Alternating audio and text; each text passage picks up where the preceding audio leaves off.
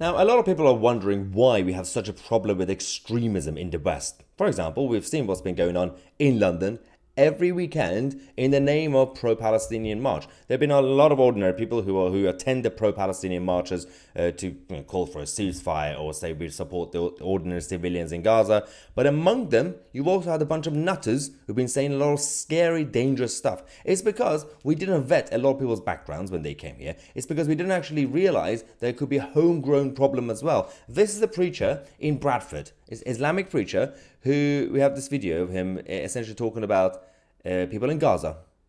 Do you think he's going to make a speech saying we need to worry about people in Gaza or ordinary people and we need to protect them? We need to make sure they live a happy, good life. Nope. He's going to say it's okay. Doesn't really matter what they do because even if they get targeted, because they will be martyrs and they will get their virgins. And this is part of the mission. It's all part of the plan. He's literally spreading extremism in Bradford, England, the United Kingdom.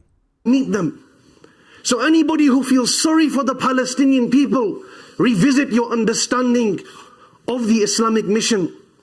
For dying in battle, dying whilst defending the Holy Land, it's martyrdom. It's a win-win situation for the Palestinian people. And the belief and the certainty they had in the cause is something we can learn a plethora of lessons from. How determined and persevering are we in raising awareness, in standing up for the truth in secular workplaces, in attending protests and rallies and raising our voices for the voiceless. Okay, firstly, well, clearly he's got a problem with secular workplaces, which is basically the Western system. Why are you in the West if you have a problem with that? Secondly, these are not people who are fighting for their land or for for Islam.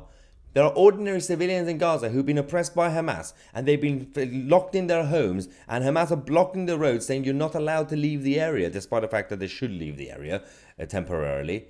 They are scared. They are losing their lives because Hamas are forcing them to stay. These are not people who are fighting back for some sort of mission.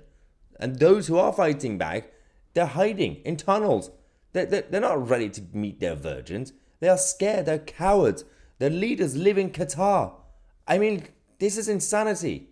They are using ordinary civilians as human shields, and the actual elite in Gaza are living in Qatar. Billions and billions of pounds they're worth. But again, this is the ideology that's been spread by these mosques, so-called mosques and Islamic centers in our own country. And do you know what they're doing? Not only there's a homegrown problem, they're brainwashing a lot of kids who are actually second generation or third generation from the Islamic world, but they're also opening the doors in the name of diversity and openness, liberalism, to school kids. This is a grammar school visit to the Bradford Islamic Center, and the teacher is Mrs. El Hessi, right? She took the kids, and by the way, these are all different skin colors, like so, because these people are obsessed with skin color, obviously. White, non-white, ginger, everything you can think of. All these kids was taken on a school trip, fact-finding mission to this Islamic center, and the preacher is there talking about, I don't know, some sort of Islamic mission, I'm guessing, saying, hey, you should convert to Islam. This was part of the mission, obviously. Convert to Islam. Get everybody to convert to Islam. If they don't, then they are just a target. They can do whatever you want because they're infidels. And they're starting from early age now, taking kids there, thinking that is the same as taking kids to a random Protestant church, or Church of England, which is basically at this point a social club. This is not really the same thing. There's a threat of extremism being grown in these places. And there are some ordinary Muslims, by the way, who also attend these places, and they don't even know what's going on because they don't really get involved with this sort of nonsense. But we know some of the leaders in those places have actually been training people to become radicals.